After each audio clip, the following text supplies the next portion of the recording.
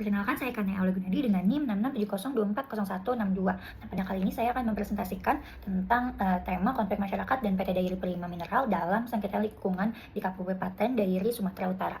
Nah, teman-teman, Indonesia dikenal sebagai negara yang akan kaya sumber daya alamnya. Nah, kekayaan ini seharusnya menjadi modal untuk meningkatkan kesejahteraan masyarakat. Namun, di balik potensi tersebut seringkali muncul konflik akibat perbedaan kepentingan dalam pemanfaatannya. Nah, salah satu contohnya adalah yang saya teliti, yaitu konflik antara masyarakat dengan PT Dairi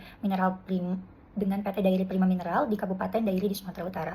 Nah, konflik ini bukan hanya tentang tambang, tetapi juga tentang bagaimana sih pembangunan dijalankan, bagaimana lingkungan dilindungi, dan sejauh mana masyarakat dilibatkan dalam setiap kebijakan yang menyangkut kehidupan mereka. Nah, konflik ini bermula ketika PT Dairi Prima Mineral mengembangkan proyek tambang seng di Kabupaten Dairi, yaitu di Sumatera Utara. Nah, dari perspektif perusahaan, emang proyek ini tuh dianggap mampu meningkatkan investasi, membuka lapangan pekerjaan, serta mendorong pertumbuhan ekonomi daerah. Nah, namun masyarakat memiliki pandangan yang berbeda nih, teman-teman. Mereka tuh khawatir pertambangan tuh akan berdampak pada kerusakan lingkungan, pencemaran sumber air, meningkatkan resiko longsor, hingga mengancam keselamatan warga yang tinggal di kawasan rawan bencana. Nah, perbedaan cara pandang inilah yang kemudian berkembang menjadi konflik terbuka. Nah, masyarakat melakukan berbagai bentuk penolakan nih, mulai dari aksi kolektif, advokasi bersama organisasi masyarakat sipil, hingga mengajukan gugatan terhadap izin lingkungan di perusahaan melalui jalur hukum. Nah, kasus ini juga menunjukkan bahwa konflik ini bukan muncul karena masyarakat menolak pembangunan, melainkan masyarakat ini merasa pembangunan tersebut belum sepenuhnya mempertimbangkan aspek lingkungan dan kepentingan warga yang terdampak, teman-teman.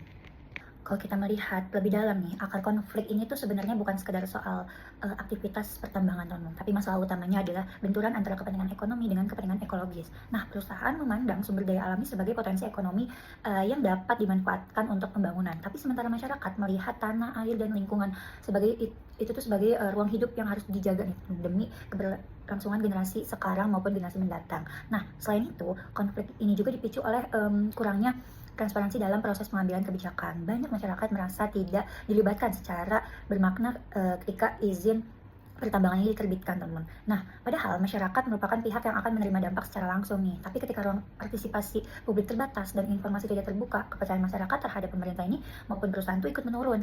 Nah, akibatnya konflik yang awalnya hanya berupa kekhawatiran berkembang menjadi penolakan yang lebih besar nih, teman-teman.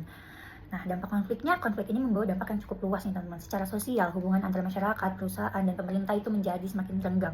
Nah, rasa saling percaya itu menurun dan komunikasi menjadi sulit dilakukan. Nah, secara hukum, muncullah proses gugatan terhadap izin lingkungan yang membutuhkan waktu dan sumber daya yang tidak sedikit. Namun, konflik ini juga memberikan pelajaran penting dalam perspektif Louis Althusser. Konflik ini juga tidak selalu berdampak negatif. Konflik juga dapat memperkuat solidaritas masyarakat, tapi hal itu terlihat dari bagaimana warga itu bersatu untuk memperjuangkan hak atas lingkungan hidup yang aman, sehat, dan berkelanjutan. Nah, lalu bagaimana sih konflik seperti ini seharusnya diselesaikan? Pertama, pemerintah ini harus menjadi mediator yang netral dengan mengutamakan kepentingan publik, bukan hanya kepentingan ekonomi saja. Yang kedua, proses pengambilan kebijakan ini harus dilakukan secara transparan dan melibatkan masyarakat sejak tahap perencanaan. Nah, partisipasi publik tidak hanya menjadi formalitas aja nih, teman-teman, tapi benar-benar menjadi bagian dari proses pengambilan keputusan. Nah, yang ketiga, dialog antara masyarakat. Dialog antara masyarakat, pemerintah, dan perusahaan itu tuh harus dibangun agar setiap pihak tuh memiliki kesempatan yang sama untuk menyampaikan kepentingan, kekhawatiran, maupun solusinya. Nah, yang keempat, ada penegakan hukum terhadap perlindungan lingkungan harus dilakukan secara konsisten. Kepastian hukum itu sangat penting agar pembangunan dapat berjalan tanpa mengorbankan hak-hak masyarakat maupun kelestarian lingkungan. Nah, adalah sesuatu yang tidak bisa dihindari ketika terdapat perbedaan kepentingan. Namun, konflik ini juga tidak boleh diselesaikan dengan saling menyalahkan atau mengabaikan suara salah satu pihak aja nih, teman-teman. Nah, pembangunan yang baik bukan hanya mengejar pertumbuhan ekonomi, tetapi juga memastikan lingkungan itu tetap terjaga dan masyarakat mendapatkan hak untuk berpartisipasi dalam setiap kebijakan yang mempengaruhi kehidupan mereka.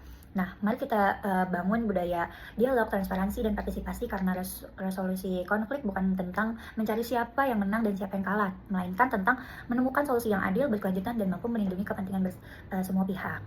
Cukup sekian dari saya, kurang lebih mohon maaf. Assalamualaikum warahmatullahi wabarakatuh. Terima kasih.